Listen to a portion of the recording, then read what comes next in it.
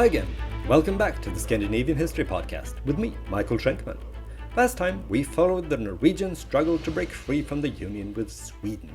They succeeded in 1905, re-establishing a fully independent Norway for the first time in over 500 years. Today, we'll have a look at another Scandinavian country that was chafing under foreign control, namely Finland.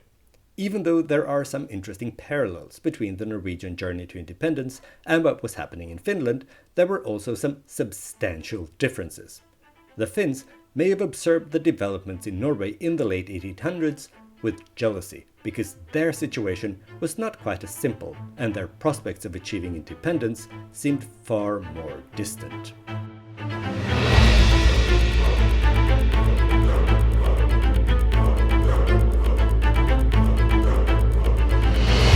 Episode 140, Russification.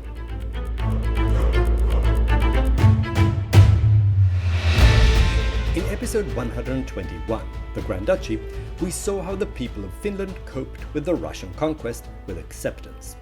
Russian rule wasn't all that bad.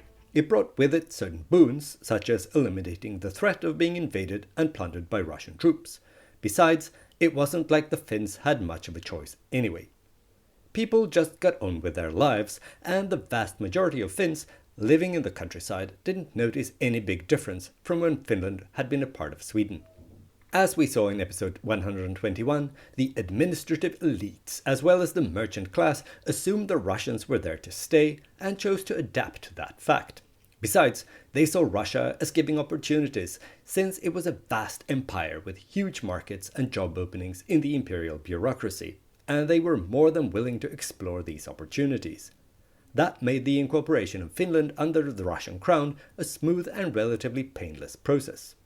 But not everyone was happy with the new state of affairs. If you'd go looking for discontent, you'd find it in the intellectual circles. I guess some things never change.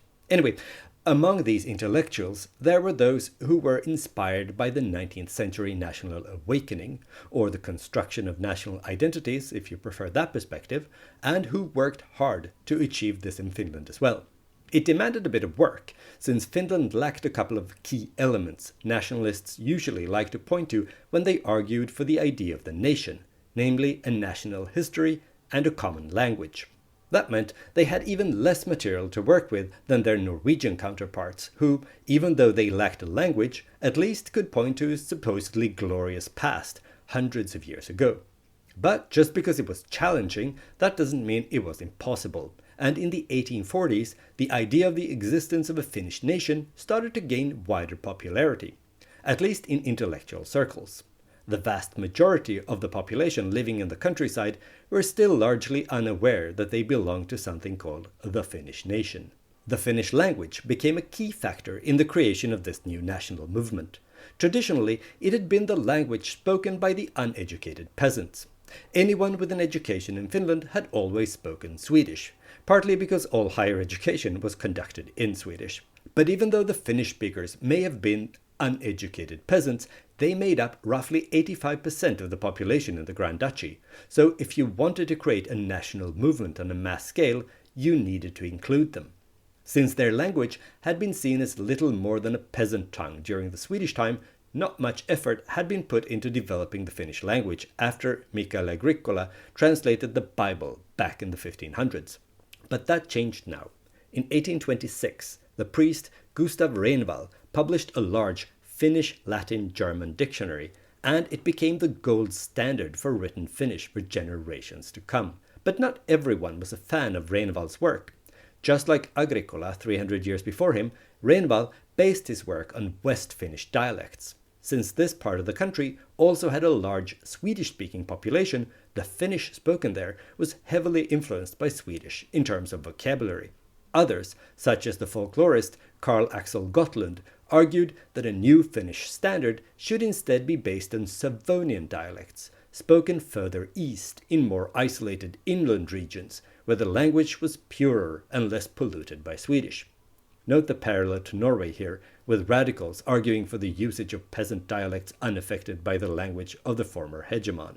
Ironically, the debate about which Finnish dialect to use was conducted in Swedish, since that was the mother tongue of basically everyone in the academic and intellectual world in Finland. And even though many of them knew at least some Finnish, they would have struggled to hold any kind of abstract academic or quick-paced discussion in the language they admired and argued was the key to their nation's revival. At this point, I'd like to point out that unlike what you might think, the vast majority of Swedish speakers in Finland did not belong to these elites. Most Swedes in Finland were regular, simple farmers and fishermen living in the southwest. Anyway, the language question was infused with extra urgency because the Russian authorities wanted to make Russian the official language in the Grand Duchy of Finland. These attempts were met with protests, perhaps most famously captured in the slogan, "We're no longer Swedes, we don't want to become Russians, let us be Finns." It was popularized by the historian Adolf Ivar Arvidsson from the university in Turku. Even though the authorities eventually backed down, Arvidsson's insistence that if Swedish was to be replaced, it should be replaced by Finnish, not Russian, landed him in trouble. He was fired from the university and had to go into exile in Sweden. This actually became a familiar path for several Finnish patriots in the following years. When the Russian authorities came for them, they simply crossed the Baltic Sea and continued their agitation from Sweden.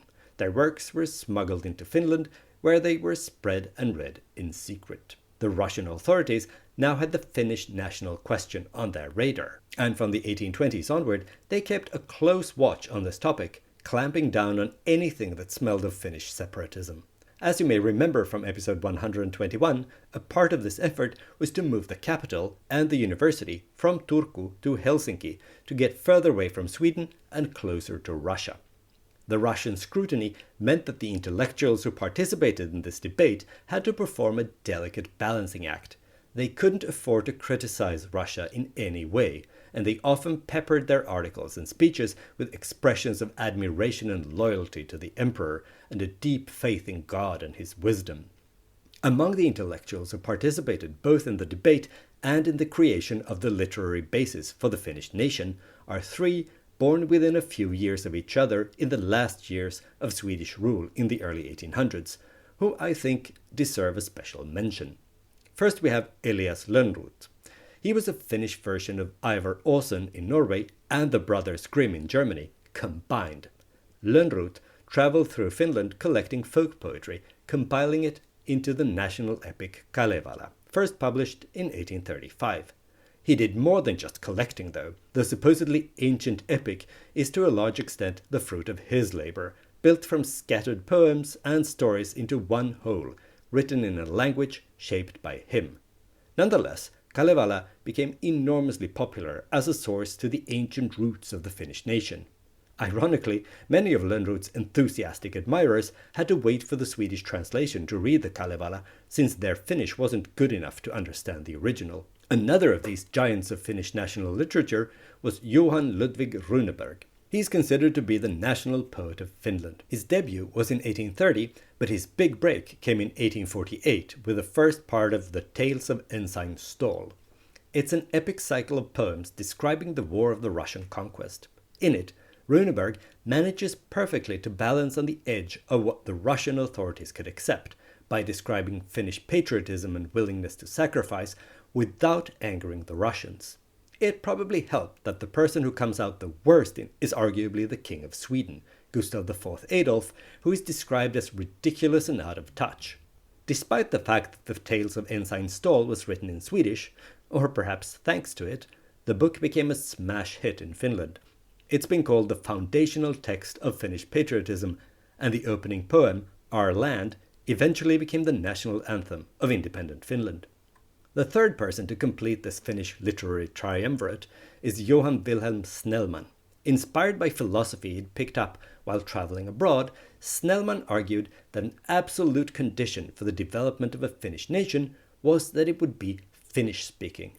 That's why Snellman stressed the crucial importance of cultivating the Finnish language to turn it into a tongue that could be used in all areas of life. In 1844, to spread this opinion and to further his goal, Snellman founded a paper called Saima, after the largest lake in Finland. Ironically, even though he used this publication to argue for his radical vision of a public life conducted exclusively in Finnish, Saima was published exclusively in, you guessed it, Swedish. Despite this paradox, Saima soon became the leading voice for the Finnish language national project. One nation, one language was Snellman's radical motto. But for many, Snellman went too far. His insistence on the supremacy of Finnish sparked a heated debate among the intellectuals in Finland. Many shared his opinion that Finnish needed to be the national language eventually, but they thought he went too far when he rejected Swedish literature in Finland as incompatible with the Finnish national identity. After all, wasn't Runeberg's Ensign Ståhl some of the most Finnish poetry around? Also, schools still couldn't teach in Finnish. Snellman's vision was unrealistic. The ultimate awkward proof was that even Snellman himself, all his radical ideas notwithstanding, never learned to write Finnish well enough to express his views about the language in that language. Or maybe he just didn't have time to learn to write in Finnish, because in 1846, after only 2 years, the Russian authorities shut down Saima. They were afraid the paper was inciting the Finnish youth. New, stricter censorship laws were introduced, as well as limitations on the establishment of associations and clubs. In 1850, the censorship law was tightened even further. After that, only religious and economic literature could be published in Finnish. The Russian authorities felt that the people in the Grand Duchy needed to be kept away from any kind of politics or philosophy. Especially students needed to be kept on a short leash. They tended to fill their heads with all kinds of crazy ideas, getting up to no good. For a while, the Russians even considered turning the university in Helsinki into a vocational school to stop the students from thinking too much. But that was stopped. Instead, they professionalized the education system in 1852, which actually did improve the quality of the education, but didn't cool the debate among the students, which had been the real reason for the reform. In other words, things didn't look particularly bright for those who wanted to boost some kind of national identity in Finland. But then something unexpected happened, far away. The thing that happened was the Crimean War in the 1850s. Somewhat surprisingly, this conflict that had nothing whatsoever to do with Finland became a turning point in Finnish-Russian relations. This isn't the History of the Crimean War podcast, but briefly, it was a war fought between the Russian and Ottoman empires over Russian access to the Mediterranean Sea. Britain and France, who both were happy to keep Russia bottled up in the Black Sea without free access to the Mediterranean, supported the Ottomans. As a result, Russia lost the war, and the defeat stung. St. Petersburg had to give up its marine bases in the Åland archipelago between Stockholm and Turku and in the Black Sea. It was a serious blow to Russian power and prestige in Europe. The Poles smelled blood in the water and decided this would be the perfect time to rebel against the Russian occupation of Poland. The Russian authorities feared that the Finns would do the same, perhaps with the help of Sweden. But to their surprise, the Finns kept their cool. They didn't exploit the opportunity and instead chose to stay loyal. They were even annoyed that the Allied attacks in the Baltic Sea both included attacks on Russian military installations along the Finnish coast and, more importantly, disrupted Finnish shipping and therefore harmed the Finnish economy. St. Petersburg noticed the Finnish loyalty and appreciated it. Also, the shift in attitudes toward the Grand Duchy were helped by the death of the reactionary Tsar Nicholas I in 1855. He was succeeded by his modernizing son, Alexander II. Taking Finland's loyalty into account, the new emperor concluded that it would be safe to agree to a program of reforms in 1856. The program had 5 aims: increase trade and shipping, develop Finnish industry, introduce basic education more generally, improve communications, and finally, raise the salaries of the civil servants. None of this seemed like a bad idea to the modernizing Alexander II. On the contrary, he was all for it. But such a wide-ranging program couldn't be implemented without legislation. And according to the old Swedish laws that were still in effect, only the estates convened at the Diet could pass legislation in Finland. This gave Emperor Alexander pause. He was a modernizer, sure, and yes, he wanted Finland to develop and flourish, but he still would have preferred a bureaucratic solution without convening the Diet. You never know what might happen when parliamentarians come together and start to discuss things. Just ask poor Louis XVI. But on the other hand, Alexander worried that refusing would undermine all that Finnish loyalty that had been so useful during the war. He also hoped that he'd be able to counterbalance some of the blood-soaked tyrant image he'd earned for crushing the uprising in Poland by treating the Finns with a gentler touch. So, in 1863, he did what his father Nicholas I and great-uncle Alexander I had refused to do. He allowed the Finnish Diet, the Finnish estates, to convene again for the first time in 54 years. For the next 40 years, the Diet not only could get legislation in place that helped Finland to develop economically, it also created a political culture that laid the groundwork for Finnish nationalism and, further down the line, spoiler alert, Finnish independence.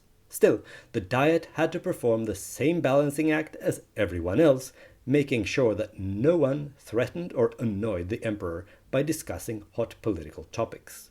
To begin with, there were attempts to change the structure of the Diet from a body made up of the four estates, clergy, nobility, burghers and peasants, to a modern parliament with elected representatives from constituencies. But the attempts failed and the old structure remained. The Diet liked to pretend that they were the highest authority in Finland, but in practice the emperor had the final word. If the Diet voted for a law, it still didn't come into effect until the emperor had approved it, and he could also veto it if he preferred. So in practice, they only suggested legislation for the emperor to approve. Alexander II had hoped that throwing the Finns this bone would tie them even closer to Russia through gratitude, but in practice it also formed a special Finnish framework and separate system of doing things. One concrete example that also angered Russian nationalists was that the Diet passed a law about general conscription, stipulating that the army in Finland should only have officers who were Finnish citizens and that the army should not be allowed to operate outside of Finland.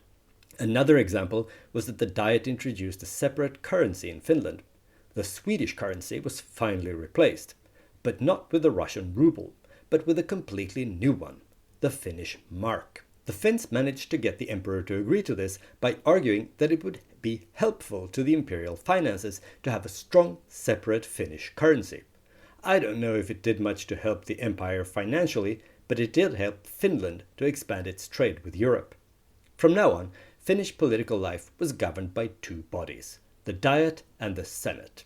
If you're uncertain what political body did what, the Diet was the legislative body and the Senate functioned both as the executive government and the Supreme Court. Whereas the Diet was made up by the estates, the senators were handpicked by the emperor, a bit like the way the king in Stockholm picked the members of the Norwegian Council of State.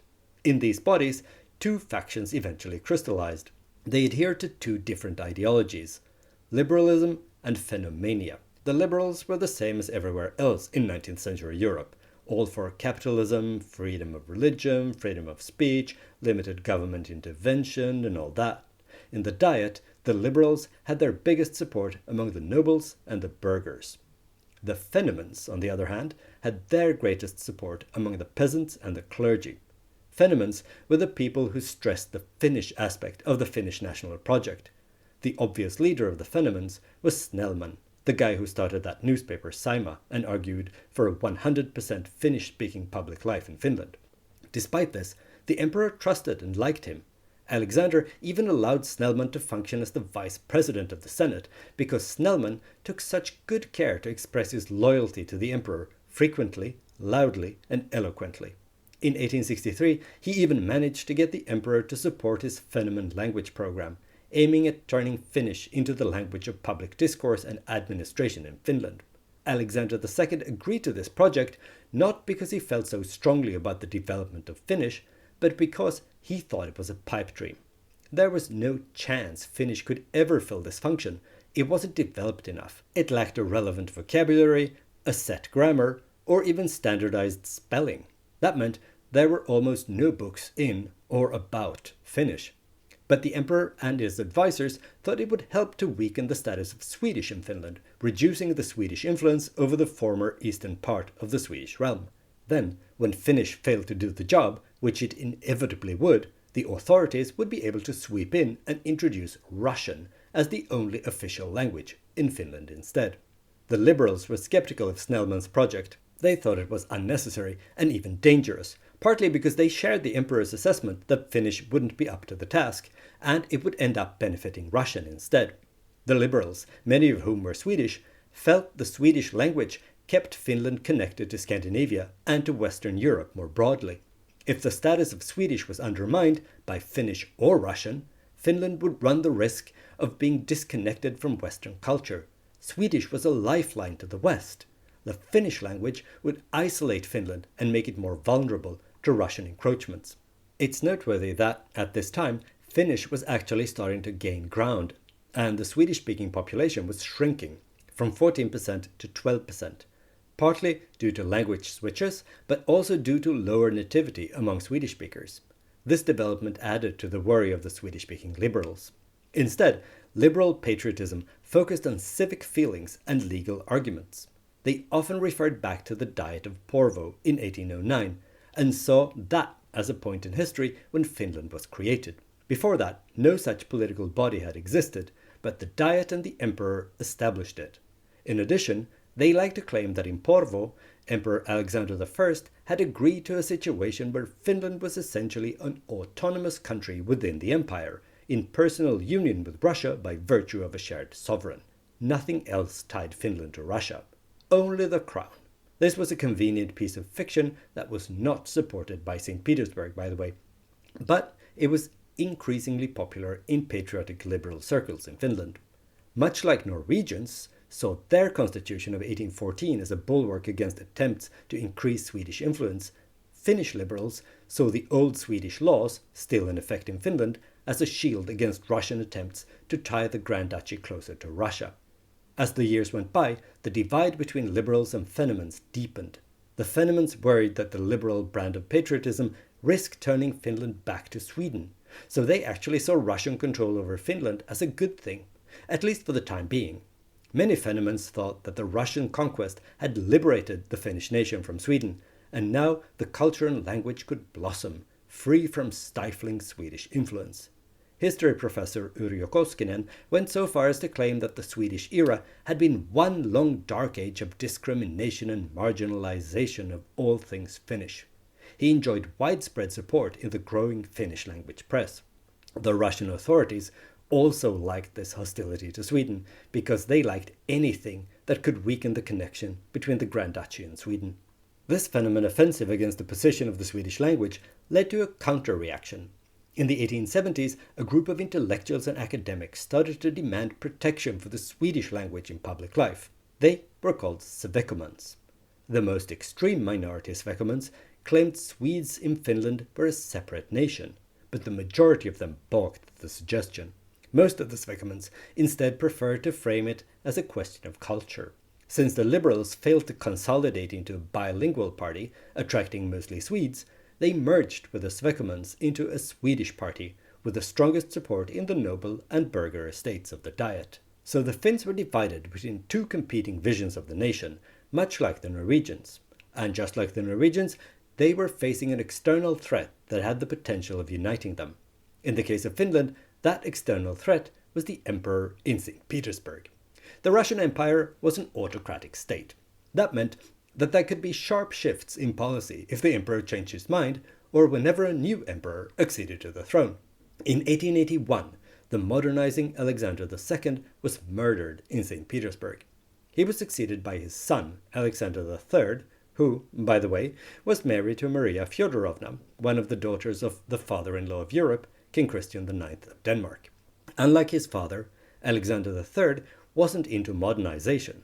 He was more like his reactionary grandfather, Nicholas I, and his policy vis-à-vis Finland reflected this. The Finns had enjoyed a few years of bickering amongst themselves and pretending that they were calling the shots in Finland. Now the new Tsar reminded them who was really in charge. Nicholas I rejected his father's reform agenda and his modernizing worldview. The new ruler in St. Petersburg was more into Russian culture and Russian Orthodox Christianity and wanted more of both in his empire. All of his empire. Under him, the demands on Finland to scrap its custom solutions and instead to integrate with the rest of the empire grew. The pressure on Finland increased even further when the Russo-German relations became strained in the first decade of Nicholas' reign. Russia had supported the German unification in 1871 because this weakened France. But now, when the Russians were starting to feel threatened by a growing German power, Finland became increasingly important as a buffer zone to protect the imperial capital, St. Petersburg, from an attack. So Alexander III decided it was high time to rein in the Finns.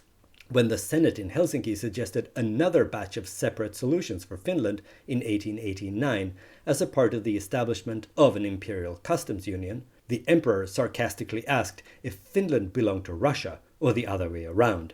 The following year, the separate Finnish postal service was abolished and it was integrated into the Russian one. And that was only the beginning. Even though Alexander III died young in 1894 and the throne passed to his son Nicholas II, the Russian policy regarding the Grand Duchy didn't change. At first, the Finns hoped he'd scrap his father's reactionary and Russian nationalist program for Finland, but once the new Tsar got the hang of the job, he pushed on with his father's plans. The years 1899 to 1917 are called the years of Russification in Finland. They were characterized by increased oppression and attempts to make the Grand Duchy as Russian as possible. The man given the task to turn Finland into a more Russian part of the empire was General Nikolai Bobrikov. In the summer of 1898, he was appointed Governor-General of Finland and he hit the ground running, working to implement the Russification program. When the Diet wasn't cooperating with him, the Tsar got angry and decided to show the Finns who were in charge, once and for all. In February 1899, Tsar Nicholas II signed a manifesto stating that imperial law was valid also in Finland, and any Finnish legislation that in any way whatsoever could impact the rest of the empire would be handled directly by the Russian authorities from now on. That meant all the progress the Diet had achieved since 1863 was swept away in one fell swoop. The Finns were shocked when they heard about the manifesto. They'd spent decades telling themselves that they were special, that the Diet of Porvoo had granted them a unique position within the empire, and that the emperor would respect Finnish law. It was a rude awakening, but the Finns weren't willing to give up so easily. The decades of debating and bickering, both in the Diet and in the press, had resulted in the development of a public discourse and a civil society in Finland ready to protest the attempts to Russify them. So from that perspective, the Tsar and his bureaucrats were too late. An address was penned to the emperor, protesting the manifesto and reminding him of his oath at his accession to respect Finland's laws. Within a few weeks, over 500,000 people had signed it. In parallel, academics, journalists, intellectuals, artists, and foreign friends of Finland expressed their concern or even outrage. Many of them sent petitions and letters of their own to the Tsar, asking him to rescind the manifesto. At the court in St. Petersburg, no one was surprised by the protests, but perhaps they hadn't expected them to be quite so widespread. Nonetheless, Governor-General Bobrikov continued with his implementation of the imperial Russification program. The next shock hit the Finns in 1901, when it was announced that the separate Finnish army would be abolished, and its forces instead incorporated into the regular imperial army. Finnish men would have to do the regular Russian 5-year military service. They would serve in units with Russian officers and would be expected to serve anywhere they were sent, also beyond the borders of the Grand Duchy. This announcement was met with a new wave of mass protests in Finland. There were even demonstrations in the streets, and in 1902 over half of the men called up for service simply didn't show up. This was an unheard of level of protest, but not even this stopped Bobrikov. On the contrary, in the following years, he closed down the Finnish cadet school and strengthened the position of the Russian language in the Finnish administration. He even received the authority to use force against any Finnish protests against Russification. But the Finns still didn't back down. Instead, it provoked further radicalization, including violence. The best-known example is probably the assassination of Bobrikov himself in June 1904. It took the Russians losing another war to let up St. Petersburg's pressure on Finland. Just like in the Crimean War half a century before, in the Russo-Japanese War that ended in 1905, Russia suffered a humiliating defeat. This time, the humiliation was arguably even worse, since it was the first time in modern history that a European state had lost a war against an Asian opponent. Soon the Tsar had to eat some humble pie at home as well. Since this isn't the history of the Russo-Japanese War podcast, I won't go into details, but the catastrophic and poorly handled war led to such widespread strikes and protests that the authorities lost control. The Tsar was forced to agree to a row of political concessions. Nicholas II had to give up on his supposedly divinely sanctioned right to absolute power and agree to a constitution and a parliament. As far as Finland was concerned, the revolution of 1905 meant that the army reform was scrapped. Instead, Finland would have to pay an annual contribution to the military budget. In fact, most of the changes implemented by Bobrikov were overturned, and a reform of the Diet was even prepared. In the summer of 1906, the Diet was completely redone. The estates were abolished, and instead it became a unicameral modern parliament. The following year, 200 new members were elected using universal suffrage. And I mean universal, including for women. That was the first time in Europe that women were allowed to vote and to be elected in a national election. The new Finnish parliament created an excellent national arena for political discussions. It was not, however, an effective body for legislation. The Tsar still had the right to veto any law passed in Helsinki, and he did so frequently. Even though Nicholas II had been forced to make political concessions, that didn't mean he'd really changed his mind and had become a supporter of constitutional government. Not at all. He still intended to exercise as much power as he possibly could. In addition to vetoing lots of Finnish laws when the Tsar didn't like the direction the Finnish legislators were going, he dissolved the Diet and called for new elections. He did this quite a lot, hoping to get a more conservative result. It seldom worked. The Tsar also retained the right to rule by decree in Finland, and in 1908 he'd lost patience with the Finns and felt the situation was stable enough for him to go on the offensive again. This was the start of a renewed wave of Russification that would go on until the 1917 revolution. In 1910, the Tsar decided that all proposed Finnish legislation needed to be passed through the Duma, the Russian parliament. 2 years later, a new law gave Russian citizens the same rights as Finnish citizens in Finland. Among other things, that meant that Russians could now be appointed to the Senate in Helsinki, which previously had required Finnish citizenship. But from now on, the Senate was staffed with Russian bureaucrats and officers, all men loyal to the Governor-General. Needless to say, the Senate proceedings were no longer held in Swedish. The reforms may have tied Finland closer to Russia on paper, but among the Finns, Russia had never been less popular. Any genuine feelings of warmth and loyalty for the emperor had been replaced by obedience by necessity to the Tsar. It was now highly doubtful that the Finns wouldn't follow the Polish example and rebel if they ever got another chance. And if you don't believe me, just tune in next time. I hope you enjoyed this episode of the Scandinavian History Podcast. If you did, please consider leaving a stellar review, or at least 5 stars, on Apple Podcasts or Spotify. This is an excellent way to attract new listeners and to support the show. If you crave more content related to Scandinavian history, I recommend you look up the show on social media. For instance, you can go to facebook.com/Scandinavian History Podcast. Via the Facebook page, you can also send me questions or angry messages about things I've said or not said on the show. If you prefer the social media platform formerly known as Twitter, you can follow me and send me messages at Schenkman. That's SHAINKMAN. And if you've abandoned it in favor of Blue Sky, you can find me there as well. I look forward to hearing from you.